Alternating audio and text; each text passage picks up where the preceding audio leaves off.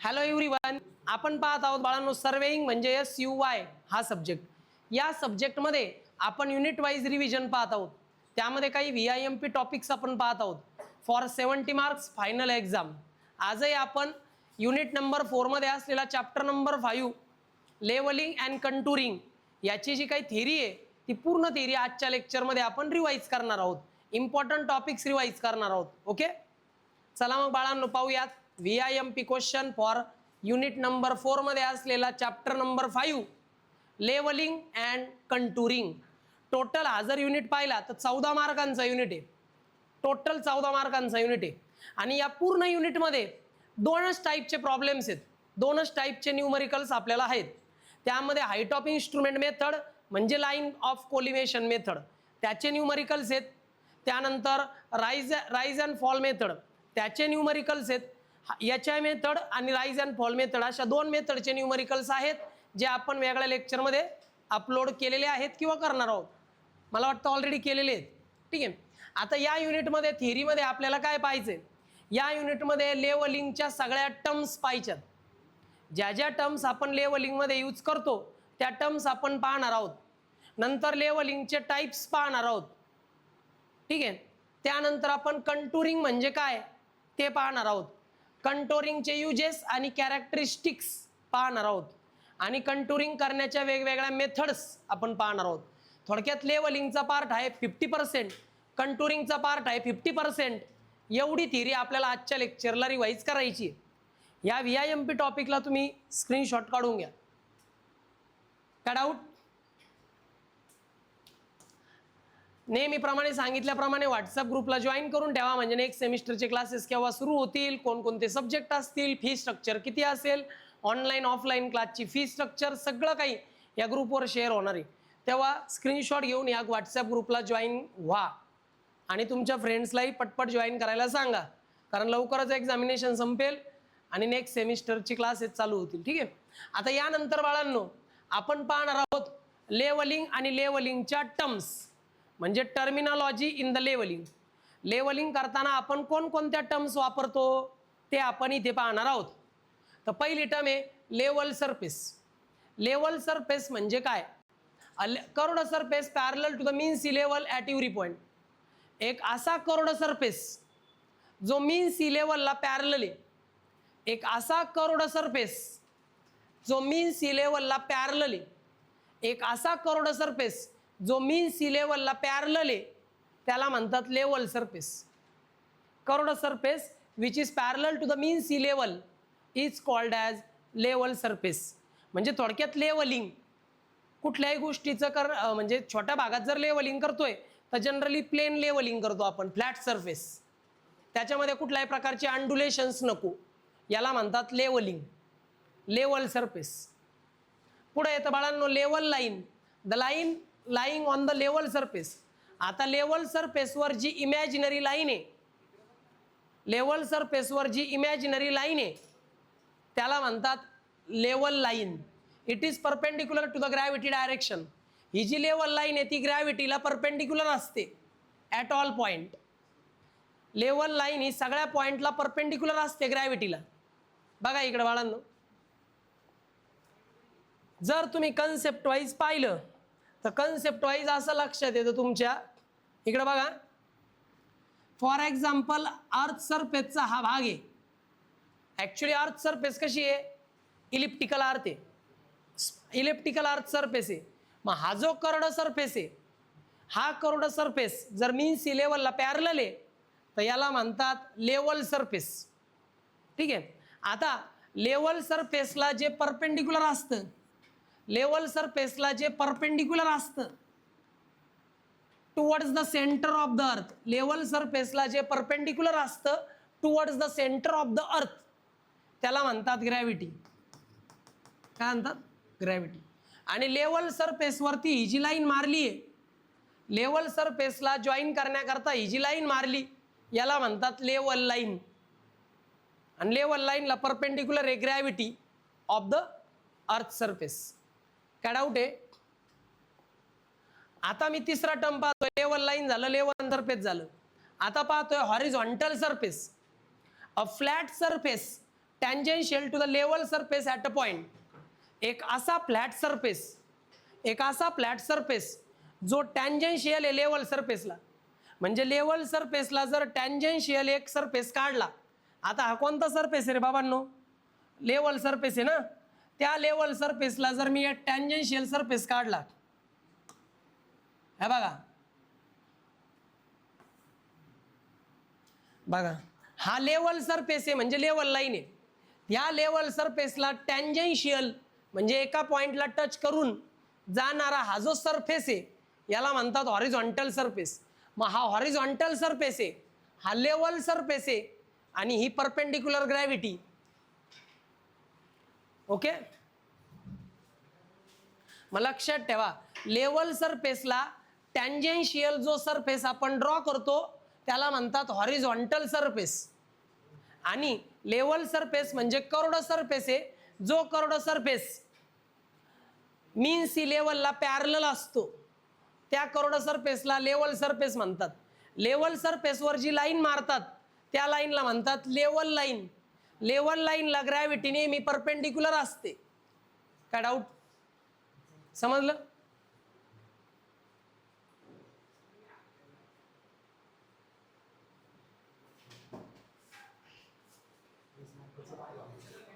तर अशा पद्धतीने लेवल सरफेस, हा लेवल सरफेस आहे त्याच्यावर मारलेली लेवल लाईन आहे त्याला परपेंडिक्युलर ग्रॅव्हिटी असते. आणि लेवल सरफेसला टँजेन्शियल असलेला सरफेस म्हणजे हॉरिझॉन्टल सरफेस. मला वाटतं आता तुमच्या कन्सेप्ट लक्षात आलेले लेवलचे. Okay, a flat surface which is tangential to the level surface is called as horizontal surface. Okay, आता पुढचा टर्म येतो व्हर्टिकल सरफेस. मग व्हर्टिकल सरफेस काय असतो? तर surface perpendicular to the horizontal surface. Horizontal सरफेसला जो परपेंडिक्युलर सरफेस आहे, हॉरिझॉन्टल सरफेसला जो परपेंडिक्युलर सरफेस आहे त्याला व्हर्टिकल सरफेस म्हणतात. म्हणजेच काय, इकडे पहा, आता हा जो हॉरिझॉन्टल सरफेस आहे याला काढलेला हा परपेंडिक्युलर सरफेस, हॉरिझॉन्टल सरफेसला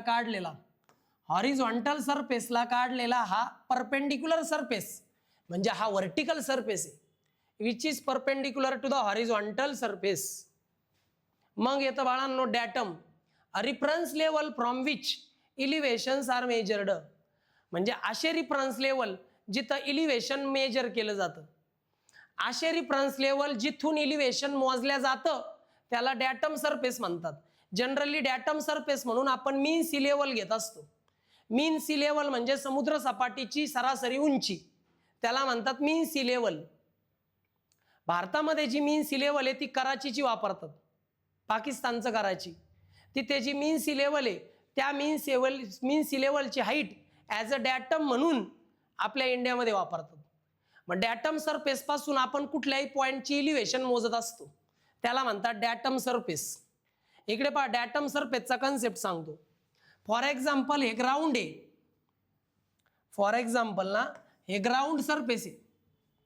आता या ग्राउंड सरफेसमध्ये काय होणार आहे बाळांनो?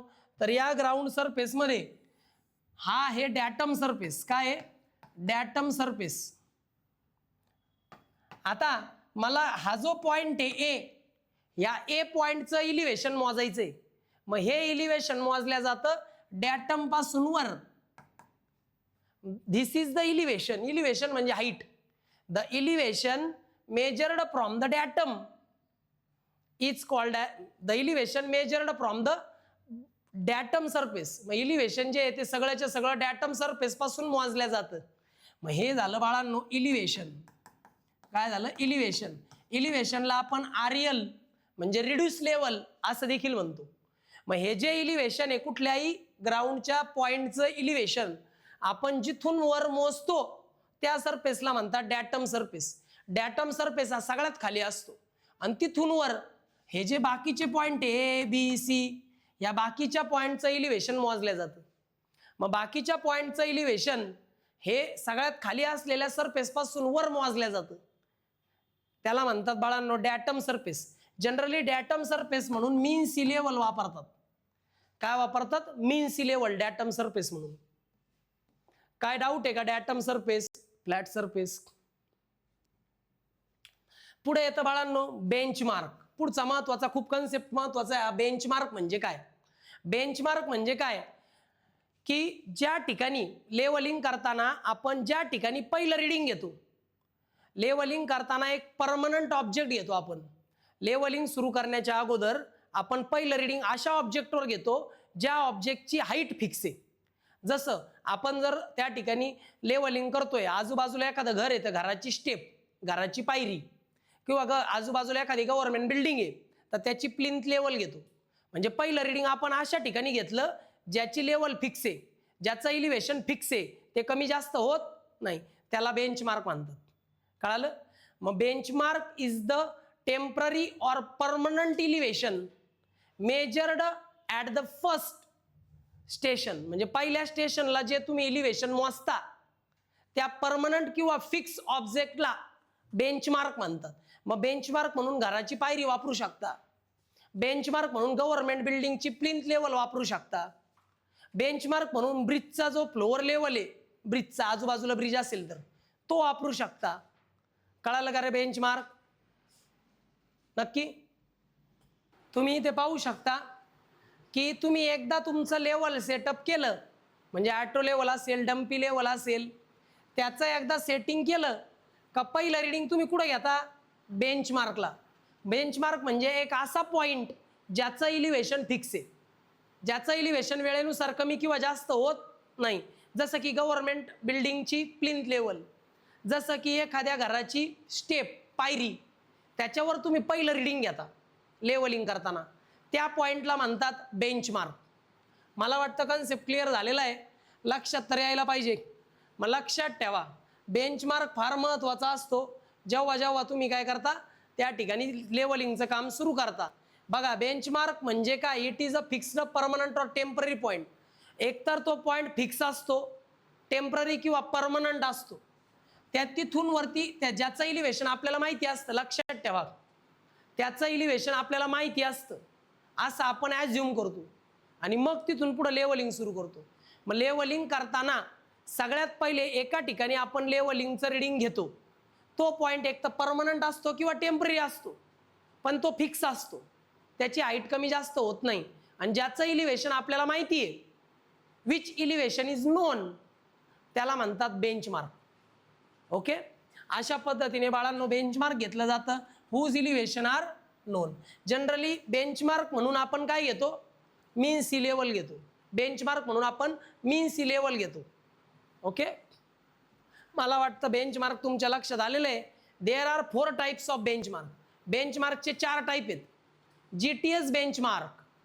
GTS बेंचमार्क हा सगळ्यात मोठा बेंचमार्क आहे. ठीक आहे. बघा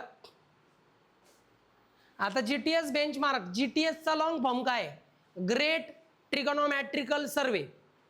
ग्रेट ट्रिगोनोमॅट्रिकल सर्वे बेंचमार्क. ग्रेट ट्रिगोनोमॅट्रिकल सर्वे बेंचमार्क म्हणजे GTS बेंचमार्क असतो. हा benchmark all over the world use केला जातो. जेव्हा तुमचा सर्वे हा 100 किलोमीटर किंवा 200 किलोमीटरपेक्षा मोठा आहे, जसं रोडचा सर्वे, रेल्वेचा सर्वे, कॅनलचा सर्वे 200 किलोमीटरपेक्षा मोठा सर्वे असतो, तेव्हा तिथं बेंचमार्क हा GTS बेंचमार्क वापरतात. GTSचा लॉंग फॉर्म आहे ग्रेट ट्रिगोनोमॅट्रिकल सर्वे बेंचमार्क. बरं, याच्यामध्ये तुम्ही म्हटले सर हा बेंचमार्क कोण देतं आपल्याला, तर हा बेंचमार्क मिळतो आपल्याला survey of India. Survey of इंडियाचं जे डिपार्टमेंट आहे, जे नाशिकला आहे, त्या ठिकाणाहून आपल्याला GTS बेंचमार्क दरवर्षी मिळतो एकदा. ओके. सर्वे ऑफ इंडिया देतं आपल्याला तो benchmark. Connect to the mean sea level. तुम्ही म्हणले सर ते कसं मोजतात GTS बेंचमार्क, तर ते मीन सी लेवलची हाईट मोजतात. ते काय करतात, मीन सी लेवलची हाईट मोजतात, मीन सी लेवलचं इलिव्हेशन मोजतात आणि ते असतं आपल्यासाठी GTS बेंचमार्क. जनरली या बेंचमार्कनुसार जर कॅल्क्युलेशन केले तर ते फार ॲक्युरेट असतात. या बेंचमार्कच्या मदतीने केलेले कॅल्क्युलेशन ॲक्युरेट असतात. म्हणून GTS benchmark as a datum म्हणून हमखास वापरला जातो जेव्हा तुमचा सर्वे हा मोठ्या प्रमाणावर केला जातो तेव्हा. ओके. ॲक्युरेट आहे. मीन सी लेवलचा वापर GTS बेंचमार्क म्हणून केला जातो आणि सर्वे ऑफ इंडिया त्या ठिकाणी GTS बेंचमार्कला एस्टॅब्लिश करत असतो दरवर्षी. कळालं का रे GTS benchmark. Okay. Survey of India देतो बरं का, आणि त्यांना रिफरन्स कशाचा आहे, मीन सी लेवलचा. कुठे, कराची पाकिस्तानचा, आणि इथे ॲक्युरेट असतो, एकदम ॲक्युरेसी असते. GTS बेंचमार्कची ॲक्युरेसी 100% आहे. त्याच्यानंतर येतो परमनंट बेंचमार्क. जेव्हा तुमचा सर्वे 100 मीटरपेक्षा कमी अंतरावर आहे, कमी भागात आहे, तेव्हा परमनंट बेंचमार्क वापरतात. बरं, हा जो बेंचमार्क आहे हा गव्हर्नमेंट फिक्स करतं. गव्हर्नमेंटचे जे डिपार्टमेंट आहे ते ह्या बेंचमार्कला फिक्स करतात. कसं फिक्स करतात? तर त्याकरता ते काय करतात, लॉंग टर्म प्रोजेक्ट जे असतात, जे प्रोजेक्ट महिनाभर चालतात, सर्वेचे जे प्रोजेक्ट महिने चालतात, वर्षानुवर्ष जे सर्वेचे प्रोजेक्ट चालतात, त्यांच्याकरता परमनंट बेंचमार्क वापरला जातो. परमनंट बेंचमार्क हे गव्हर्नमेंट डिपार्टमेंट फिक्स करत असतं. परमनंट बेंचमार्क म्हणून तुम्ही गव्हर्नमेंट बिल्डिंगची प्लिंथ लेवल वापरू शकता. याला म्हणतात परमनंट बेंचमार्क. जमेल का रे? बेंचमार्कची डेफिनेशन आणि त्याचे 2 टाईप लिहायला. बेंचमार्कचे अजून 2 टाईप आहेत. Arbitrary benchmark. बरं, हे जे आर्बिट्रेरी बेंचमार्क असतात ना, हे मॅनमेड बेंचमार्क असतात, ॲज्युम केलेले बेंचमार्क असतात. हे बेंचमार्क आपण ॲज्युम करतो. जेव्हा आपला सर्वे एका छोट्याशा मैदानापुरता लिमिटेड आहे, छोट्याशा ग्राउंड करता लिमिटेड आहे आपला सर्वे छोट्या प्रमाणावर केला जातोय, मग अशा वेळी आपण आपला डॅटम सरफेस ॲज्युम करतो. त्याला म्हणतात ॲज्युम केलेला रिफरन्स पॉईंट, म्हणजेच आर्बिट्रेरी बेंचमार्क. याच्यामध्ये आपण रिफरन्स पॉईंट ॲज्युम करतो, त्याला आर्बिट्रेरी बेंचमार्क म्हणतात. जसं जेव्हा तुम्ही तुमच्या कॉलेजमध्ये याचं प्रॅक्टिकल केलं असेल लेवलिंगचं, तेव्हा तुम्ही डॅटम सरफेस ॲज्युम केला असेल 100 मीटर, 110 मीटर, 90 मीटर, काही पण 100 मीटर करतात जनरली. हे तुम्ही ॲज्युम केलं कारण तुमचा सर्वे छोट्या प्रमाणावर होता. मग ॲज्युम केलेला जो बेंचमार्कची डॅटम सरफेस आहे, ॲज्युम केलेला डॅटम सरफेस, ॲज्युम केलेला रिफरन्स पॉईंट, त्याला म्हणतात बाळांनो आर्बिट्रेरी बेंचमार्क. कळालं? आर्बिट्रेरी बेंचमार्क आपणच ॲज्युम करतो. टेम्पररी बेंचमार्क कोणते? तर फिक्स टेम्पररी ड्युरिंग सर्वे वर्क. आता टेम्पररी बेंचमार्क केव्हा वापरला जातो? जेव्हा तुम्ही रोडचा सर्वे करताय आणि त्या रोडचा सर्वे महिन्यापासून चालू आहे, 1-2 महिन्यापासून चालू आहे. जसं आजचं लेवलिंग काम पूर्ण झालं एका ठिकाणी, आता दुसऱ्या दिवशी परत लेवलिंगचं काम सुरू करायचं आहे ना, मग पहिलं रिडिंग कुठे घेणार? बेंचमार्कवर. पण बेंचमार्क घ्यायचा कोणता? रोडच्या आजूबाजूला. तर रोडच्या आजूबाजूला माइलस्टोन असतात पहा, ज्याच्यावर लिहिलं असतं अहिल्यानगर 20 किलोमीटर, त्याला म्हणतात माइलस्टोन. मग माइलस्टोनवर ते रिडिंग घेतलं जातं. याला म्हणतात बाळांनो टेम्पररी बेंचमार्क. म्हणजे हे बेंचमार्क फिक्स ऑब्जेक्टवरच घेतले जातात, पण ते फक्त त्या दिवसाच्या सर्वेइंग कामाकरता लिमिटेड असतात. म्हणजे तो बेंचमार्क फक्त त्या दिवशीच्या कामाकरताच वापरला जाणार आहे, दुसऱ्या दिवशी नवीन बेंचमार्क घेतला जाणार आहे. याला म्हणतात टेम्पररी बेंचमार्क. कळालं? मग टेम्पररी बेंचमार्क जे असतात ते टेम्पररी यूज केले जातात फॉर द सर्वेइंग वर्क. जसं की माइलस्टोनचा वापर आपण टेम्पररी बेंचमार्क म्हणून करतो, आर्बिट्रेरी बेंचमार्क तर मनाने ॲज्युम करतो, आणि परमनंट बेंचमार्क म्हणून आपण गव्हर्नमेंट बिल्डिंगची प्लिंथ लेवल वापरतो, आणि GTS बेंचमार्क म्हणून आपण मीन सी लेवल वापरतो. कळालं का रे? 4 टाईप एक्झाम्पल यात अजून 1-2 सेंटेन्स लिहित चला. पेपरला येईल what is mean by benchmark, बेंचमार्कची डेफिनेशन लिहायची आणि त्याचे 4 टाईप 2-2 सेंटेन्समध्ये एक्सप्लेन करायचे. जमेल का बाबा? आता पुढे येतं बाळांनो reduce level, elevation of a point above or below the datum. Datum surface पासून वर किंवा खाली, डॅटम सरफेस पासून वर किंवा खाली जे इलिव्हेशन आपण मोजतो त्या इलिव्हेशनला म्हणतात रिड्यूस लेवल, म्हणजे RL. इकडे बघा एक्सप्लेन करतो, तुम्हाला कळतंय का मुलांनो? इकडे पहा, हा काय तुमचा डॅटम सरफेस. आता या डॅटम सरफेस वरती इकडे बघा बरं का, हे झालं बाळांनो तुमची ग्राउंड लेवल. काय झाली? Ground level. इथं एक पॉईंट आहे, इकडे बघा, इथे एक पॉईंट आहे, इथे एक पॉईंट आहे B, आणि इथे एक पॉईंट आहे C. मला या 3 पॉईंटचं काढायचं आहे रिड्यूस लेवल. हा कोण आहे? आडवा डॅटम आहे, आणि हे काय वाकडं तिकडं? ही ग्राउंड लेवल आहे, ग्राउंड लेवल. मग डॅटम सरफेस पासून वर जे इलिव्हेशन आपण मोजतो त्याला म्हणतात RL. इलिव्हेशन म्हणजे height. The elevation which is measured above the datum, त्याला म्हणतात रिड्यूस लेवल म्हणजे RL. इथं एवढं होईल RL, पण कधी कधी आपल्याला डॅटमच्या खाली पण मोजावं लागतं, याला पण म्हणतात RL. म्हणून आपण म्हटलो elevation which is measured above the datum or below the datum, is called as reduce level. मला वाटतं रिड्यूस लेवल कळाली तुम्हाला. हा डॅटम आहे above the datum or below the datum, याला म्हणतात बाळांनो रिड्यूस लेवल. ओके. त्यानंतर येतं बाळांनो line of collimation. The imaginary line joining the intersection of cross hair and optical centre of objective lens is called as line of collimation. Line of कोलिमेशनचे definition हमखास एक्झामला येते बरं. इकडे बघा, कन्सेप्ट क्लिअर ठेवा. इकडे बघा ना, आता हा काय तुमचा टेलिस्कोप. टेलिस्कोपच्या खाली कोण असतो रे बाबा? Tripod stand. आता या बाजूला तुम्ही डोळा लावताय ना, या बाजूला तुम्ही डोळा लावताय आणि या बाजूला काय आहे? या बाजूला आय पीस आहे, या बाजूला ऑब्जेक्ट पीस आहे. मग इकडे लक्ष द्या, मग तुमचा हा जो क्रॉस हेअर आहे त्या क्रॉस हेअरच्या सेंटरपासून इकडे जी ऑब्जेक्टिव्ह लेन्स आहे तिच्या सेंटरपर्यंत, क्रॉस हेअरच्या सेंटरपासून तर ऑब्जेक्टिव्ह लेन्सच्या सेंटरपर्यंत क्रॉस हेअरचा सेंटर आणि ऑब्जेक्टिव्ह लेन्सचा सेंटर यांच्यामधून जी इमॅजिनरी लाईन पास होते ना, याला म्हणतात लाईन ऑफ कोलिमेशन.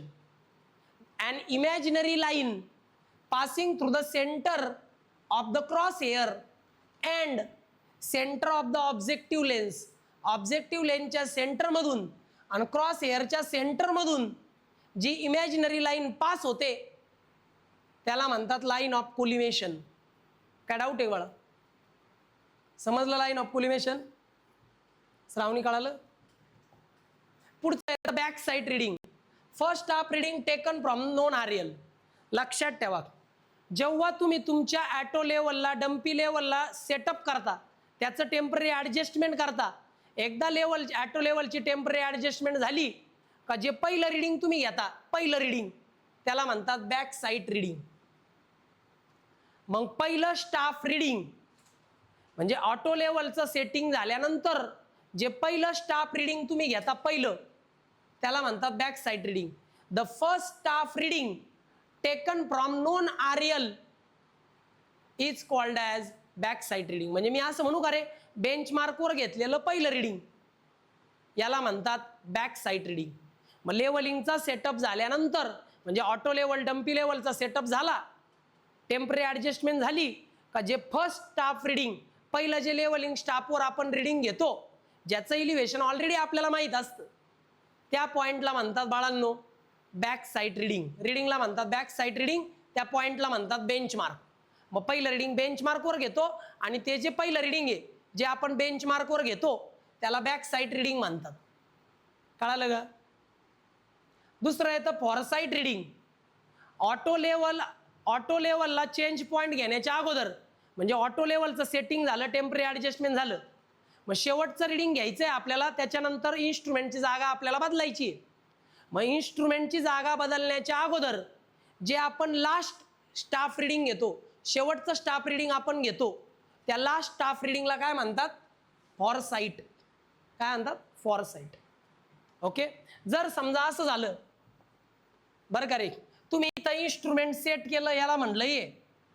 आता इथं इन्स्ट्रुमेंट सेट केल्यावर जे पहिलं रीडिंग तुम्ही घेतलं ना, पहिलं रीडिंग ते कुठं घेतलं? बेंचमार्कला तुम्ही पहिलं रीडिंग घेतलं. मग बेंचमार्कला जे पहिलं रीडिंग घेतलं त्याला काय म्हणतात? Back side reading. दुसरं रीडिंग घेतलं, मग तिसरं घेतलं, मग चौथं घेतलं आणि मग पाचवं घेतलं. त्यानंतर 6व्या रीडिंगला इन्स्ट्रुमेंटची जागा बदलली. मग जे शेवटचं रीडिंग घेतलं इन्स्ट्रुमेंटची जागा बदलण्याच्या अगोदर, बिफोर शिफ्टिंग द इन्स्ट्रुमेंट, जे लास्ट रीडिंग आपण घेतलं त्याला म्हणतात फॉरसाईट रीडिंग. आणि जे पहिलं रीडिंग घेतलं इन्स्ट्रुमेंट सेटअप केल्यानंतर पहिलं रीडिंग त्याला म्हणतात बॅक साईट, शेवटचं रीडिंग फॉरसाईट आणि मधले हे सगळे रीडिंग इंटरमिजिएट साईट. कळालं? मग पहिलं रीडिंग असतं बाळांनो बॅक साईट रीडिंग, लास्टवालं रीडिंग असतं फॉरसाईट रीडिंग आणि मधले रीडिंग असतात इंटरमिजिएट साईट रीडिंग. काय डाऊट? तुम्ही तसं डेफिनेशनही पाहू शकता. बॅक साईट रीडिंगला शॉर्टकटमध्ये BS म्हणतात. First staff reading taken from known RL or benchmark is called as back side reading and the last staff reading before shifting the instrument. Instrument shift करण्याच्या अगोदर जे शेवटचं सर्वे रीडिंग आपण घेतलं स्टाफवर त्याला फॉरसाईट रीडिंग म्हणतात, म्हणजे FS म्हणतात. का डाऊट? मग येतं इंटरमिजिएट साईट. आता बॅक साईट रीडिंग आणि फॉरसाईट रीडिंग म्हणजे पहिलं रीडिंग आणि शेवटचं रीडिंग याच्यामध्ये तुम्ही जितके पण रीडिंग घेता त्याला म्हणतात इंटरमिजिएट साईट रीडिंग म्हणजे IS रीडिंग, म्हणजे इंटरमिजिएट साईट रीडिंग म्हणजे IS reading. The readings taken between BS and FS. Back site आणि फॉरसाईट मध्ये जे रीडिंग तुम्ही घेता त्याला म्हणतात इंटरमिजिएट साईट रीडिंग. ओके. मग चेंज पॉईंट म्हणजे काय? इन्स्ट्रुमेंटची जागा बदलणे याला म्हणतात चेंज पॉईंट घेणे. बघा, point on which both FS and BS are taken when instrument is shifted. जेव्हा तुम्ही इन्स्ट्रुमेंट एका जागेवरून दुसऱ्या जागेवर शिफ्ट करता तेव्हा तुम्ही बॅक साईट आणि फॉरसाईट रीडिंग जे घेता त्याला म्हणतात बाळांनो चेंज पॉईंट. मग इकडे बघा बरं का, जर समजा मी एखाद्या डम्पी लेवल किंवा ॲट्रो लेवलने घेतले 10 रीडिंग, इकडे बघा बरं का किती रीडिंग घेतले, 1 2 3 4 5 6 7 8 9 10 असे 10 रीडिंग घेतलेले आहेत मी. किती रीडिंग घेतले? 10. त्यातलं हे जे 5वं रीडिंग आहे ना ते 5वं रीडिंग जी घेऊन झालं आणि 6व्या रीडिंगला मी काय केलं, चेंज पॉईंट घेतला म्हणजे इन्स्ट्रुमेंटची जागा बदलली. मग मला सांगा आता, हा झाला पहिला गट, म्हणजे जेव्हा तुम्ही या 5 रीडिंग घेतल्या तेव्हा इन्स्ट्रुमेंटची जागा बदललेली नव्हती, चेंज पॉईंट घेतलेला नव्हता. मग पहिलं रीडिंग काय झालं रे? Back side reading. हे लास्टवालं रीडिंग काय झालं? इन्स्ट्रुमेंट शिफ्ट करण्याच्या अगोदर जे शेवटचं रीडिंग घेतलं ते फॉरसाईट रीडिंग, आणि हे मधले रीडिंग काय झाले रे? Intermediate site reading. आता इन्स्ट्रुमेंटची जागा बदलली आणि इन्स्ट्रुमेंटची जागा बदलल्यावर तुम्ही जे पहिलं रीडिंग घेतलं ना बॅक साईड रीडिंग, इन्स्ट्रुमेंटची जागा बदलण्याच्या अगोदर तुम्ही जे शेवटचं रीडिंग घेतलं ना फॉरसाईट रीडिंग, आणि मधले रीडिंग इंटरमिजिएट साईट, याला म्हणतात चेंज पॉईंट घेणे. जर मी चेंज पॉईंट घेतला 6व्या रीडिंगला तर 6 असेल बॅक साईट रीडिंग. ओके, काय डाऊट? कळालं बॅक साईट FS आणि IS? ओके. प्रत्येक मी जे जे सांगतोय मी जेवढं देतोय तेवढंच प्रॉपर करायचं. मग येतं बाळांनो height of instrument. Height of instrument म्हणजे काय? Elevation of line of collimation above the datum. Datum surface पासून वर लाईन ऑफ कोलिमेशन पर्यंत जे इलिव्हेशन आहे त्याला म्हणतात हाईट ऑफ इन्स्ट्रुमेंट. काय म्हणतात? Height of instrument. इकडे बघा रे, जस्ट सी हिअर. इकडे पहा, आता हे तुमचं लाईन ऑफ कोलिमेशन आहे, हे तुमचं ग्राउंड सरफेस आहे आणि हे आहे तुमचं डॅटम. डॅटम नेहमी ग्राउंड सरफेसच्या खालीच असायला पाहिजे बरं का. इकडे बघा, मग आता डॅटम पासून मोजायचंय the elevation measured from the datum up to the line of collimation, याला म्हणतात बाळांनो हाईट ऑफ इन्स्ट्रुमेंट. म्हणजे इलिव्हेशन म्हणजे हाईट जी कुठून मोजली? डॅटम पासून वर मोजली. कुठपर्यंत मोजली? लाईन ऑफ कोलिमेशन पर्यंत मोजली. The elevation which is measured from the datum surface up to the line of collimation. Datum surface पासून लाईन ऑफ कोलिमेशन पर्यंत जे इलिव्हेशन तुम्ही मोजता त्याला म्हणतात काय? Height of instrument. ही इन्स्ट्रुमेंटची हाईट झाली. डॅटम पासून इलिव्हेशन मोजायचं लाईन ऑफ कोलिमेशन पर्यंत, याला म्हणतात हाईट ऑफ इन्स्ट्रुमेंट. काय डाऊट आहे का रे? मग हाईट ऑफ इन्स्ट्रुमेंट कसं काढायचं? तर त्यासाठी असतं RL plus back site reading. RL plus back site reading. RL plus back site म्हणजे काय? म्हणजे पहिलं जे रीडिंग तुम्ही घेतलं ना, पहिलं रीडिंग ते बेंच मार्कवर घेतलं. बेंच मार्कचा RL तुम्हाला ऑलरेडी माहीत होता, तो नॉन RL आहे. मग तो RL आणि तुम्ही जे बॅक साईडचं रीडिंग घेतलं ना पहिलं ते, मग नॉन बेंच मार्कचा रिड्यूस लेवल प्लस तुम्ही घेतलेलं बॅक साईडचं रीडिंग यांची ॲडिशन म्हणजे हाईट ऑफ इन्स्ट्रुमेंट. हा फॉर्म्युला महत्त्वाचा आहे हाईट ऑफ इन्स्ट्रुमेंट करता. Okay, back side reading plus reduce level. काय डाऊट आहे? अजून एक मेथड आहे ते rise and fall method. Rise and fall मेथडमध्ये काय करतात माहिती आहे? राईज अँड फॉल मेथडमध्ये शेजारी जर 2 पॉईंट आहे बघा बरं का, राईज अँड फॉल मेथड समजावून सांगतो. त्याचे पण न्यूमरिकल मी ऑलरेडी तुम्हाला अपलोड केलेले आहेत. इकडे पहा, हा डॅटम सरफेस आहे इथं पॉइंट आहे ए आणि इथं पॉइंट आहे बी. मला सांगा डॅटम पासून इथपर्यंत जे इलिव्हेशन आहे ते काय झालं, आर फॉर ए, म्हणजे पॉइंट एचं आर एल. डॅटम पासून इथपर्यंत जे मोजलं ते आर एल फॉर बी. मग राईज अँड फॉल काय माहिती का, राईज अँड फॉल म्हणजे पुढचा पॉइंट आणि मागचा पॉइंट यांच्यातला डिफरन्स म्हणजे राईज अँड फॉल. इथं काय झालं फॉल, परत मी इथं सी घेतला तर मग यांच्यातला आणि यांच्यातला डिफरन्स, इथं काय झालं परत राईज. म्हणजे इथं झालं फॉल, इथं झालं राईज. मग ह्याच्या ज्या मेथडमध्ये आर एल फाइंड आउट करताना राईज आणि फॉल चेक केला जातो त्याला राईज अँड फॉल मेथड म्हणतात. आणि ज्या मेथडमध्ये इन्स्ट्रुमेंटची हाईट पाहिली जाते त्याला हाईट ऑफ इन्स्ट्रुमेंट मेथड म्हणतात. कळालं का, हे फॉल झालं हे राईज झालं, याला म्हणतात राईज अँड फॉल मेथड. काय डाऊट आहे, मला वाटतं तुम्हाला याचे पण प्रॉब्लेम मी दिलेले आहेत. आता या टाइप्स ऑफ लेवल. मग किती प्रकारचे लेवल आपण वापरतो, लेवल्स म्हणजे काय, लेवलिंग मोजण्याकरता जे इन्स्ट्रुमेंट असतात ना की ज्याने तुम्ही लेवलिंग करू शकता त्या इन्स्ट्रुमेंटला म्हणतात लेवल. मग किती प्रकारचे लेवल आहे आपल्याजवळ, तर आपल्याजवळ आहे ना 2-3 प्रकारच्या लेवल आहेत. सगळ्यात पहिलं तर आहे डम्पी लेवल, सगळ्यात जुनं लेवल आहे, ट्रेडिशनल लेवल आहे, खूप जुनं इन्स्ट्रुमेंट आहे ज्याने आपण लेवलिंग करत होतो. बघा टेलिस्कोप फिक्स रिजिडली. या डम्पी लेवलमध्ये जो टेलिस्कोप आहे ना तो टेलिस्कोप असा असा हलत नाही, याचा जो टेलिस्कोप आहे तो रिजिडली फिक्स केलेला असतो.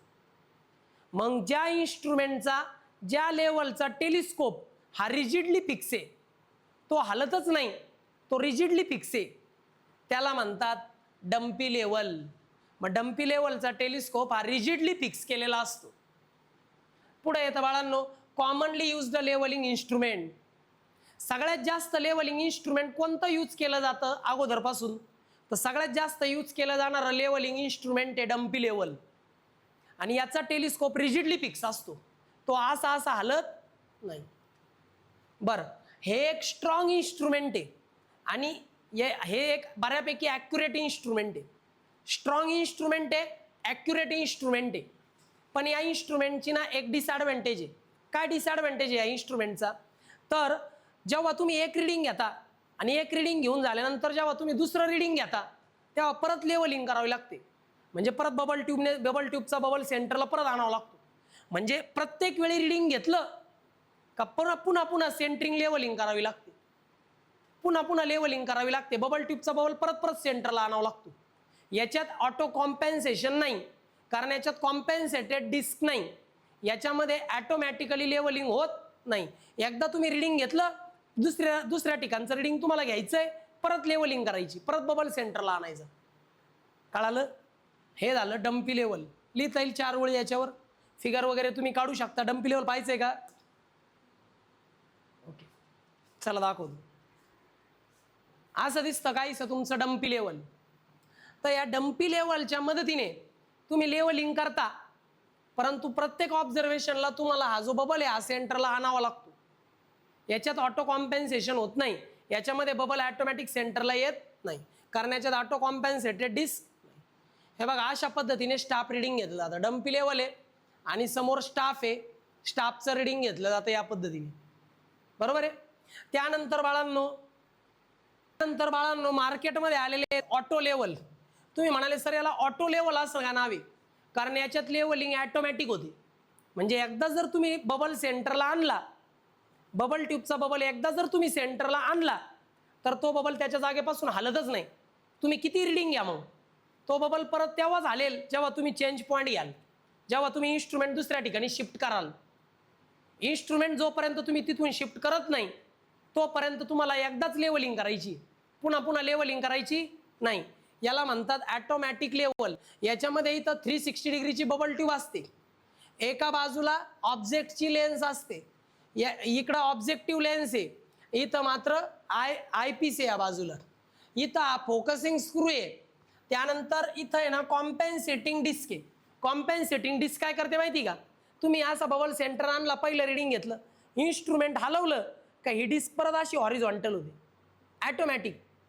मग ही जी कॉम्पेन्सेटिंग डिस्क आहे ती ॲटोमॅटिक लेवलिंग करते प्रत्येक वेळी, म्हणून या लेवलचं नाव आहे ऑटो लेवल. एकदाच लेवलिंग करावी लागते याच्यात. काय डाऊट. अशा पद्धतीने डम्पी लेवल आणि ऑटो लेवल असे दोन लेवलिंगचे टाइप्स. ठीक आहे. मग येतं बाळांनो टाइप्स ऑफ स्टाफ. आता लेवलिंग करता आपण स्टाफ वापरतोय सगळ्यांना माहिती आहे.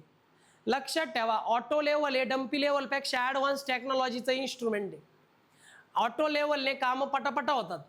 ऑटो लेवलमध्ये तुम्ही फास्टली रिडिंग घेऊ शकता. डम्पी लेवलने काम स्लो होतं. डम्पी लेवलपेक्षा ऑटो लेवल हे जास्त ॲक्युरेट इन्स्ट्रुमेंट आहे. ऑटो लेवल हे लेवलिंग करण्याकरता अतिशय बेस्ट असं मशीन आहे आणि इकॉनॉमिकल पण आहे. म्हणून डम्पी लेवलचा वापर आज फार कमी झालेला आहे. बरं बाळांनो, याच्यामध्ये लेवलिंगचे स्टाफ कोणते वापरतात तर दोन लेवलिंगचे स्टाफ वापरतात. Self reading staff. काही काही स्टाफ असे असतात जे सेल्फ रिडिंग असतात. म्हणजे this staff read directly through the telescope. म्हणजे हे जे स्टाफ आहे ते टेलिस्कोपमध्ये ॲटोमॅटिक मोजता येतात. मग असे लेवलिंगचे स्टाफ जे टेलिस्कोपमध्ये ॲटोमॅटिकली रीड करता येतात त्यांना म्हणतात सेल्फ रिडिंग स्टाफ. जास्त करून आता सेल्फ रिडिंग स्टाफच मार्केटमध्ये आलेले आहेत. सेल्फ रिडिंग स्टाफ हे मार्केटमध्ये सगळ्यात जास्त यूज केले जातात आज. मग येतात टार्गेट स्टाफ. याच्यामध्ये एक टार्गेट असतं, ते मूवेबल टार्गेट असतं. Used for the long distance and precise work. ज्या ठिकाणी तुम्हाला ॲक्युरेसी हवी आहे, ज्या ठिकाणी तुम्हाला प्रिसिजन हवं आहे, ज्या ठिकाणी लॉंग डिस्टन्सवर तुम्हाला रिडिंग घ्यायचं आहे, त्या ठिकाणी बाळांनो हे मूवेबल टार्गेट स्टाफ त्या ठिकाणी वापरला जातो. टार्गेट स्टाफ आणि सेल्फ रिडिंग स्टाफ असे दोन प्रकारचे स्टाफ आहेत. बघा इकडे पाहू शकता तुम्ही, असे असतात हे सेल्फ रिडिंग स्टाफ. ठीक आहे. सेल्फ रिडिंग स्टाफवर ऑलरेडी ग्रॅज्युएशन्स केलेले असतात. हे बघा हे सेल्फ रिडिंग स्टाफ आहेत, ऑलरेडी मार्किंग केलेलं असतात त्याच्यावर. ठीक आहे. त्यानंतर पुढचं येतं बाळांनो टार्गेट स्टाफ. कोणता स्टाफ येतो? Target staff. इकडे बघ, हा असा असतो टार्गेट स्टाफ. हा असा असतो पण सर्वेमध्ये यूज केले जाणारे टार्गेट स्टाफ आहे. आणि हे टार्गेट असं वर खाली मूवेबल आहे बरं का. जेव्हा तुम्ही लॉंग डिस्टन्सवर रिडिंग घेत असतात लेवलिंगचे तेव्हा हे टार्गेट स्टाफ वापरले जातात. काय डाऊट? चला आता तुम्हाला स्टाफचे प्रकार कळाले, लेवलचे प्रकार कळाले. Dumpy level, auto level. स्टाफचे प्रकार कळाले, self reading staff, target staff. याच्यामध्ये मी जे दिले ते 2-2 सेंटेन्स जरी लिहिले तरी पुरेसे आहेत. पण माझं म्हणणं 1-1, 2-2 अजून लिहा, बेटर राहील ना. पास व्हायचे ते एवढं केलं तरी ओके. 50 मार्काचा पेपर तर इझिली कव्हर होतो. ठीक आहे. त्यानंतर पाहूया टाइप्स ऑफ लेवलिंग. लेवलिंगचे तसे 3 ते 4 टाईप आहेत. पहिला टाईप आहे simple levelling. Used when 2 points are visible from one instrument position. For example, माझं इन्स्ट्रुमेंट इथं सेट केलेलं आहे आणि ज्या 2 पॉईंटचं किंवा ज्या पॉईंटचं मला रिडिंग घ्यायचं आहे ते सगळे पॉईंट व्हिजिबल आहेत फ्रॉम इन्स्ट्रुमेंटेशन. मग त्या ठिकाणी इन्स्ट्रुमेंटची जागा चेंज करायची गरज नाही. जिथं चेंज पॉईंट घ्यायची गरज नसते, लेवलिंगमध्ये जिथे चेंज पॉईंट आपण घेत नाही, एका ठिकाणाहूनच सगळे रिडिंग आपण मोजतो, त्याला म्हणतात simple levelling. Difference in elevation is determined directly. याच्यामध्ये इलिव्हेशनचा डिफरन्स डायरेक्टली काढला जातो. म्हणजे काय? इकडे बघा, इकडे बघा. फॉर एक्झाम्पल, इथं माझं इन्स्ट्रुमेंट सेट आहे. आता इथं पॉईंट ए, इथं पॉईंट बी आहे, इथं पॉईंट सी आहे. मला या 3 पॉईंटचं काढायचं आहे RL म्हणजे इलिव्हेशन काढायचे. आता जर मी जिथं इन्स्ट्रुमेंट सेट केलं तिथून ए पण दिसतोय, बी पण दिसतोय, सी पण दिसतोय. सगळे पॉईंट मला एका ठिकाणी दिसू राहिले. कुठून? इन्स्ट्रुमेंटच्या पोझिशन पासून. तर त्या ठिकाणी आपण कुठलाही चेंज पॉईंट घेत नाही. म्हणजे जेव्हा लेवलिंग करताना आपण चेंज पॉईंट न घेता सगळ्या पॉईंटचं लेवलिंग करतो, त्याला सिंपल लेवलिंग म्हणतात. आणि हे सगळे पॉईंट जिथं जिथं आपल्याला स्टाफचं रिडिंग घ्यायचं आहे त्या सगळ्या पॉईंटला, सगळे पॉईंट हे इन्स्ट्रुमेंटेशन पासून व्हिजिबल असतात. इथं चेंज पॉईंट घ्यायची गरज नाही, म्हणून याला सिंपल लेवलिंग म्हणतात. कळालं का रे? मग हे जे सिंपल लेवलिंग असतं, या सिंपल लेवलिंगमध्ये जिथं छोटे छोटे कन्स्ट्रक्शन वर्क आहेत, जिथं स्मॉल कन्स्ट्रक्शन वर्क्स आहेत, छोटे छोटे कन्स्ट्रक्शनचे काम आहेत, तिथं सिंपल लेवलिंग केलं जातं. छोट्या छोट्या कन्स्ट्रक्शनच्या कामावर, स्मॉल कन्स्ट्रक्शन वर्क्सवर सिंपल लेवलिंग करतात. Determining difference in R L between the nearby points. आणि आजूबाजूचे जे जर तुम्हाला अशा ठिकाणी मी इथं इन्स्ट्रुमेंट सेट केलंय आणि ज्या पॉईंटचे आर एल तुम्हाला मोजायची ते पॉईंट आजूबाजूला आहे, मग तुम्ही सिंपल लेवलिंग करू शकता. पण असं झालं एक पॉईंट तिथं आणि एक पॉईंट पार तिकडे 2 किलोमीटरवर आहे, मग तिथं सिंपल लेवलिंग करता येत, मग तिथं चेंज पॉईंटच घ्यावा लागतो किंवा फ्लाय लेवलिंगच करावी लागते.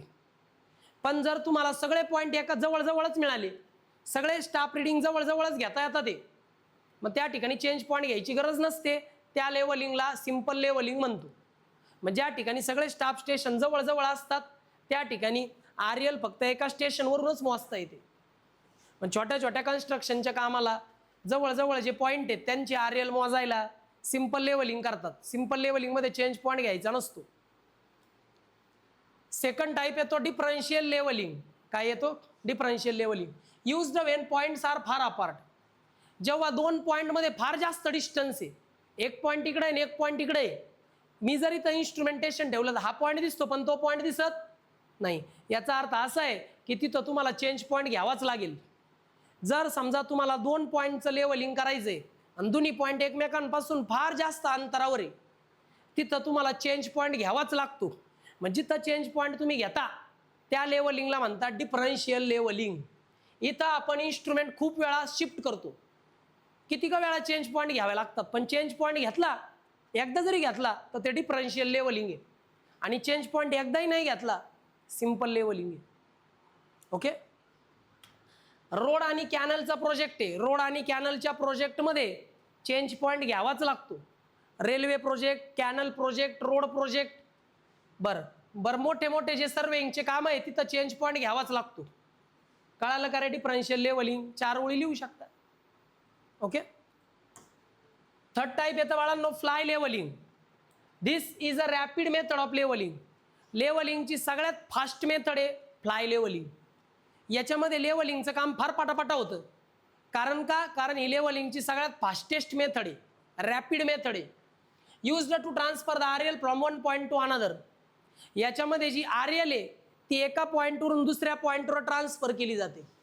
यामध्ये जी आर एल आहे ती एका पॉईंटकडून दुसऱ्या पॉईंटकडे ट्रान्सफर करावी लागते. याला म्हणतात फ्लाय लेवलिंग. इकडे बघा रे, ऐका ना. आता समजा मध्ये डोंगर आहे, ह्या बाजूला एक पॉईंट आहे आणि ह्या बाजूला एक पॉईंट आहे. मला या दोघांची आर एल काढायची फ्रॉम द डॅटम सरफेस. मी काय करेल, इथं इन्स्ट्रुमेंट ठेवलं, याचं रिडिंग घेईन, मग दुसरीकडे इन्स्ट्रुमेंट ठेवून त्याचं रिडिंग घेईन, मग हे इन्स्ट्रुमेंट उचलील इथं ठेवीन, परत याचं रिडिंग घेईन, मग याचं रिडिंग घेईन.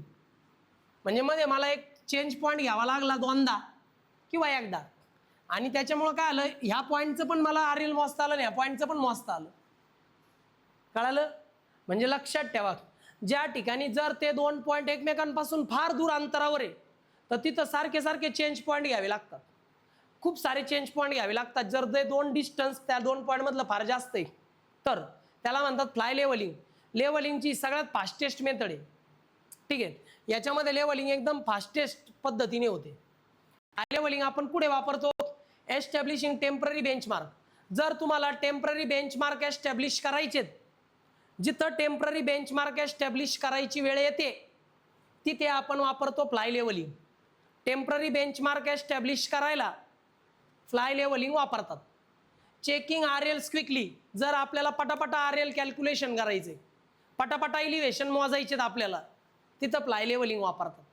टेम्पररी बेंचमार्क एस्टॅब्लिश करायला, आर एल चेक करायला आपण फ्लाय लेवलिंग वापरतो.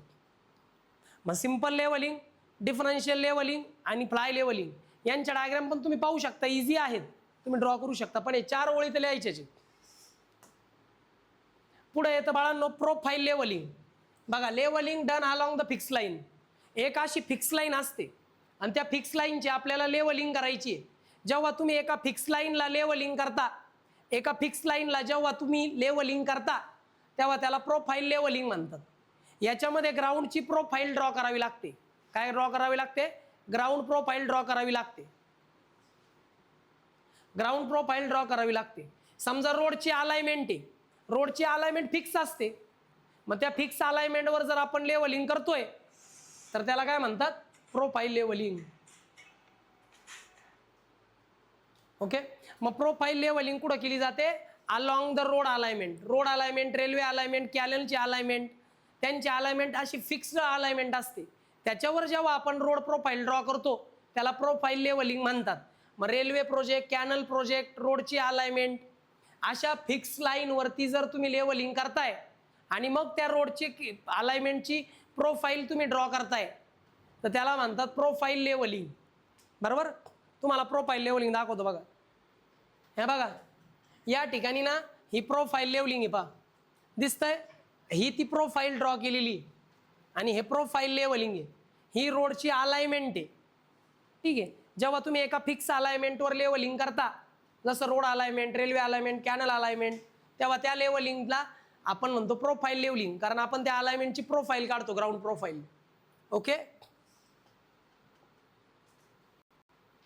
पाचवा आणि शेवटचा टाईप येतो लेवलिंगचा, रेसिप्रोकल लेवलिंग.